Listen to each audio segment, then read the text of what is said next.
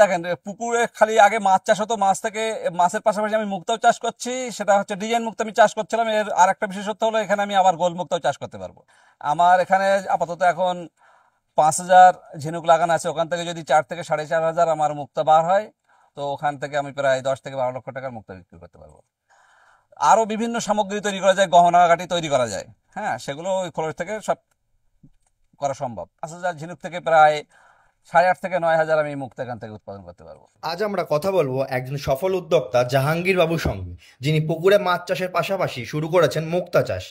সাধারণ চাষাবাদের বাইরে বেরিয়ে তিনি নিজের জেলায় গড়ে তুলেছেন এক অনন্য দৃষ্টান্ত। নমস্কার বন্ধুরা, লাইফ লেসন স্টুডিওর আজকের ভিডিওতে আপনাদের সবাইকে জানাই আন্তরিক শুভেচ্ছা। তার শুরুটা ছিল ছোট পরিসরে, কিন্তু ধৈর্য, কৌশল ও পরিশ্রমের মাধ্যমে আজ তিনি লক্ষাধিক টাকা রোজগার করছেন শুধুমাত্র মুক্তা বিক্রি করে। তার এই সফলতার পেছনে গল্প, কিভাবে তিনি প্রশিক্ষণ নিলেন, কোন প্রজাতির ঝিনুক ব্যবহার করেন, সবকিছুই আমরা জানবো এই ভিডিওতে। এছাড়াও তিনি আমাদের জানাবেন তার মুক্তা চাষের বিশেষ টিপস ও ভবিষ্যতের পরিকল্পনা। বিশেষ করে যারা গ্রামে বসে স্বনির্ভর হতে চান তাদের জন্য এটি একটি অনুপ্রেরণামূলক গল্প। তাই ভিডিওটি শেষ পর্যন্ত দেখুন এবং যদি ভালো লাগে অবশ্যই শেয়ার করুন আপনার বন্ধুদের সঙ্গে। যারা ইউটিউব থেকে দেখছেন তারা আমাদের চ্যানেলটি সাবস্ক্রাইব করুন। ফেসবুক ও ইনস্টাগ্রাম থেকে দেখে থাকলে অবশ্যই ফলো করে রাখুন। চলুন তাহলে ভিডিওটি শুরু করা যাক। নমস্কার জাহাঙ্গীর বাবু, আপনার এই ফার্মের নামটা কি আছে? আমার ফার্মের নাম হচ্ছে জাহাঙ্গীর ফ্রেশ ওয়াটার পাল কালচার। আচ্ছা আচ্ছা, আপনি এই মুক্তো চাষ কবে থেকে শুরু করেছেন? আমি 2023-এর প্রথম দিক থেকে শুরু করেছি। আপনি এই চাষের পাশাপাশি অন্য কিছুর সাথে কি যুক্ত আছেন? হ্যাঁ, আমি চাষের পাশাপাশি একটা ব্যবসা করি। সেটা হচ্ছে সিরামিকের ব্যবসা। ওটা আপনার হচ্ছে যে শিল্প মেলাগুলো হয় সরকারি, সেই শিল্প মেলাতে আমি ওইগুলো বিক্রি করি।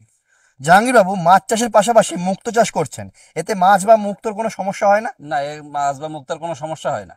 এ একে অপরের কোনো ক্ষতি করে না। এটা সাথী হিসেবে, সাথী চাষ হিসেবেই চলে, অসুবিধা নেই। এই যে মুক্তো চাষ, এটা আপনার মাথায় আসলো কি করে? এটা মাথায় আসলো, আমি একটা সূত্র থেকে খবর পেয়েছিলাম যে ঝিনুক থেকেও মুক্তা চাষ করা যায়। সেই সূত্র ধরে আমি এটার উপরে আমার একটু আগ্রহ বেড়েছিল এবং তারপর আমি এটার উপরে ট্রেনিং নিয়েছিলাম।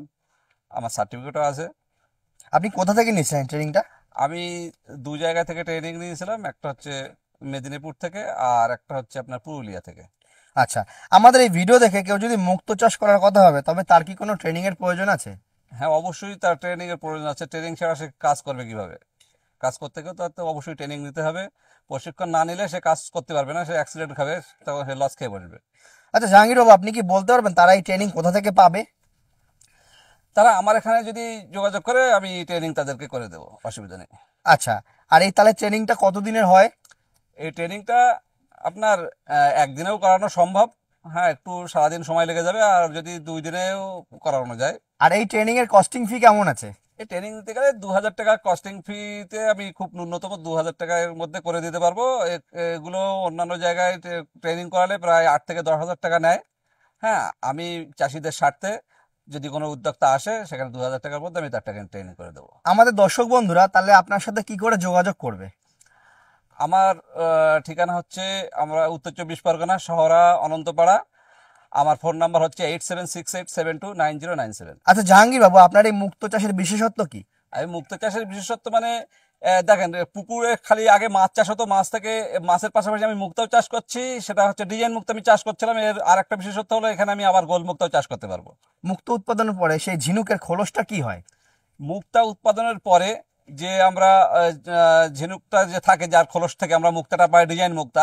ডিজাইন মুক্তা কেটে নেওয়ার পরে সেই যে খোলস থাকে তার থেকে বিভিন্ন কাজ করা যায়। যেমন শার্ট বা প্যান্ট বা কোটের বোতাম তৈরি করা যায়। ও থেকে মিনিমাম একটা বার করা যায়। ওটা ঝিনুক থেকে এক ধরনের চুন তৈরি হয়, ক্যালসিয়াম কার্বনেট এক ধরনের চুন, সেই চুন তৈরি করা যায়। আরো বিভিন্ন সামগ্রী তৈরি করা যায়, গহনা গাটি তৈরি করা যায়। হ্যাঁ, সেগুলো ওই খোলস থেকে সব করা সম্ভব।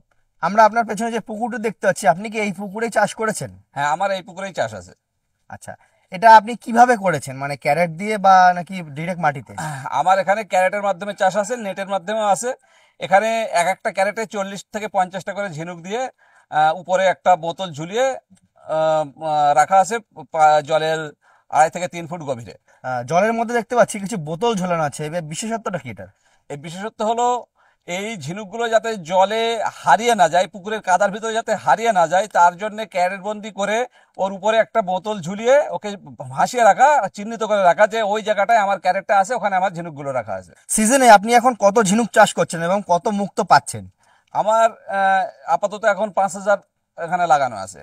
আর তার থেকে আপনি এবারে কত মুক্তো পাচ্ছেন? এখান থেকে আমার 10,000 মুক্তা উৎপাদন হবার কথা, এবং কিছু এখানে দেখা যাচ্ছে ফার্স্ট সেকেন্ড থার্ড কোয়ালিটি চলে আসে। সেই ক্ষেত্রে দেখা যাচ্ছে আমার হয়তো কিছু ঝিনুক হয়তো নষ্ট হয়ে যেতে পারে। হ্যাঁ, এখানে আমি আশা করি আমি 5,000 ঝিনুক থেকে প্রায় 8,500 থেকে 9,000 আমি মুক্তা এখান থেকে উৎপাদন করতে পারবো। জাহাঙ্গীর বাবু, আপনি এই মুক্তো চাষ করে মাসে কত টাকা ইনকাম করছেন? এটা মাসে এখান থেকে ফসল ওঠে না, মুক্তাগুলো মাসে ওঠে না, এটা সিজনাল ওয়াইজ ওঠে, এটা বছরে বছরে মুক্তাগুলো তুলতে হয়। তো আমার এখানে আপাতত এখন 5,000 ঝিনুক লাগানো আছে, ওখান থেকে যদি 4 থেকে 4,500 আমার মুক্তা বার হয়, তো ওখান থেকে আমি প্রায় 10 থেকে 12 লক্ষ টাকার মুক্তা বিক্রি করতে পারবো। আপনি মুক্তো চাষের জন্য কি ঝিনুক ব্যবহার করেন? আমাদের মুক্তা চাষের জন্য দুই ধরনের ঝিনুক আমরা এখানে ব্যবহার করেছি। একটা হচ্ছে বাংলাতে চাঁদ এবং কালী নামে পরিচিত, যেটা বৈজ্ঞানিক নাম ল্যামিডিয়ান্স ম্যারিজানারাইস, এবং প্যারিসিয়ান করুকাটা। মুক্তো চাষের মাধ্যমে কি কোনো দর্শক বন্ধু আমাদের কর্মসংস্থান করতে পারে? অবশ্যই এখানে বেকার অনেক পুরুষ এবং মহিলার কর্মসংস্থান অবশ্যই ঘটবে, তারা তাদের লাইফ এখান থেকে তৈরি করতে পারবে। কেউ যদি মুক্তো চাষকে পেশা হিসেবে বেছে নিয়ে শুরু করতে চায়, তবে তাহলে তার প্রাথমিক কত ইনভেস্ট করতে হবে? সে 100 ঝিনুক দিয়েও শুরু করতে পারে। আচ্ছা, আর তার জন্য কতটা জায়গার প্রয়োজন আছে? 100 ঝিনুকের জন্য তার কি বলে পুকুরের একটা সাইড, মানে 1 শতক জায়গা হলেও সে করতে পারবে, মানে প্রথম অবস্থায় 100 ঝিনুক দিয়ে সে শুরু করতে পারে, তাই তো? করতে পারবে। হ্যাঁ, মুক্তো চাষের জন্য কি কোনো লোন পাওয়া যায়? মুক্তা চাষের জন্য লোন পাওয়া যায় কিনা এটা আমি এখনো জানি না, তবে সম্ভবত পাওয়া যায়। হ্যাঁ, এটা মৎস্য দপ্তরের সাথে যোগাযোগ করতে হবে। জাহাঙ্গীর বাবু, যারা আমাদের দর্শক বন্ধু আছে, যারা ভাবছে মুক্তো চাষ শুরু করবে, তাদের উদ্দেশ্যে আপনার কি বলার আছে?